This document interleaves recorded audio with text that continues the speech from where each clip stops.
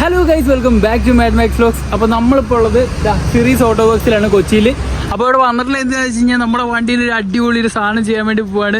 ഒരു unique identity ഉണ്ടാക്കാൻ വേണ്ടിയിട്ട് നമ്മൾ വണ്ടിയിൽ റാപ്പ് ചെയ്യാൻ പോവാ കേട്ടോ. സൈഡ് ഫുള്ള് റാപ്പ് ചെയ്യാൻ വേണ്ടി പോവാണ്.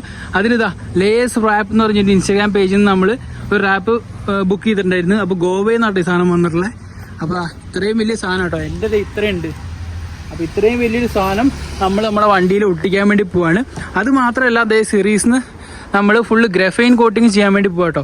അത് ചെയ്യണതിന് ഗുണം എന്ന് വെച്ച് കഴിഞ്ഞാൽ പൊടി പിടിച്ചാലും എല്ലാം പെട്ടെന്ന് ക്ലീൻ ആക്കാനും കാര്യങ്ങൾ എളുപ്പമാണ്. ഹൈഡ്രോഫോബിക് എഫക്റ്റ് ആയിരിക്കും മഴ പെയ്ത് കഴിഞ്ഞാലൊക്കെ.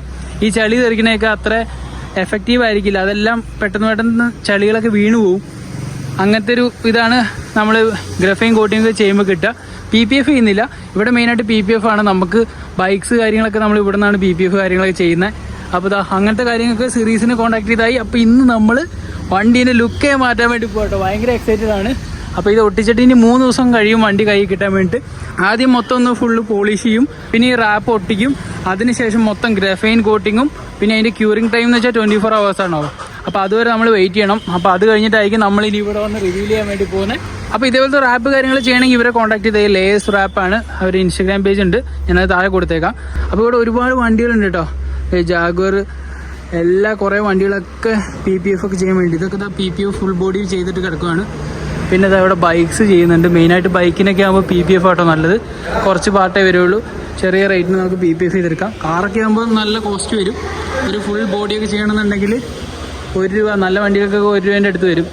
അപ്പോൾ അതെന്ന് വെച്ചാൽ പെയിൻറ്റിൻ്റെ ഒരു പ്രൊട്ടക്ഷൻ ആയിരിക്കും, ഒരു പ്രൊട്ടക്ഷൻ ലെയർ പിന്നെ ഇതാക്കും കേട്ടോ.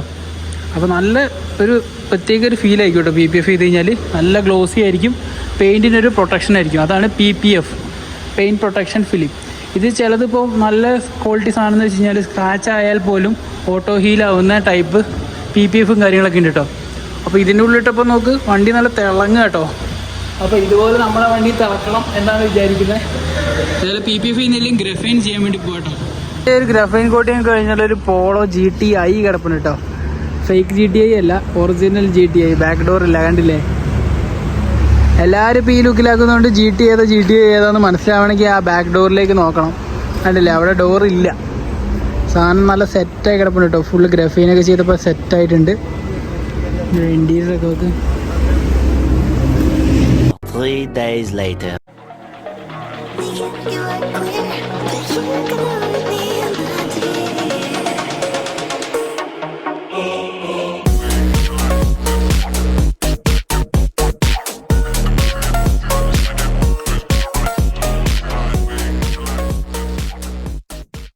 ഗൈസ്, അങ്ങനെ നമ്മുടെ വണ്ടി ഫൈനൽ ലുക്ക് ഇതാണ്.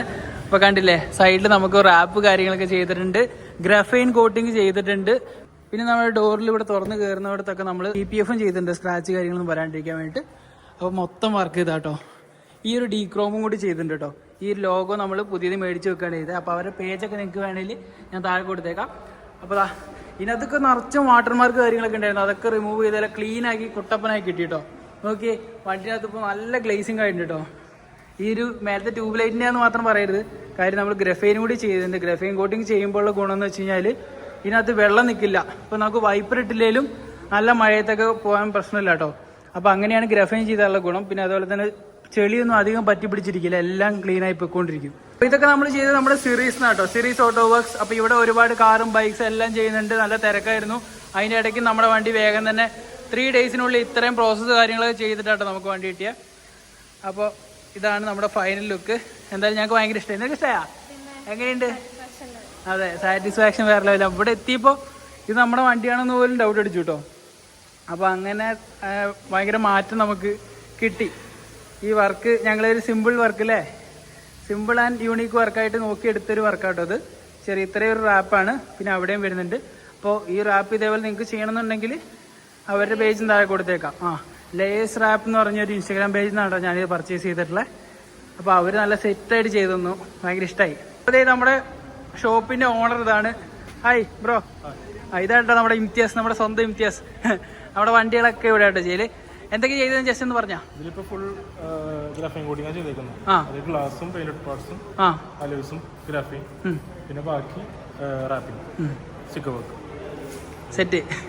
നിങ്ങൾ ചെയ്യുന്ന വർക്ക്സ് എന്തൊക്കെയാണെന്ന് ജസ്റ്റ് ഒന്ന് പറഞ്ഞു. ഡീറ്റെയിലിംഗ് എല്ലാം ഉണ്ട്. ഡീറ്റെയിലിംഗ്, വിൻഡോ ഫിലിം, ആ ഗ്രാഫിൻ, PPF അല്ലേ കൂടുതൽ റെക്കമെൻഡ് ചെയ്യുന്നത് പുതിയ വണ്ടികൾക്ക്? PPF ആണ് കൂടുതലും പ്രൊമോട്ട് ചെയ്യുന്നത്. ഡീറ്റെയിലിംഗ് എല്ലാം ചെയ്യുന്നുണ്ട്. Okay, thank you.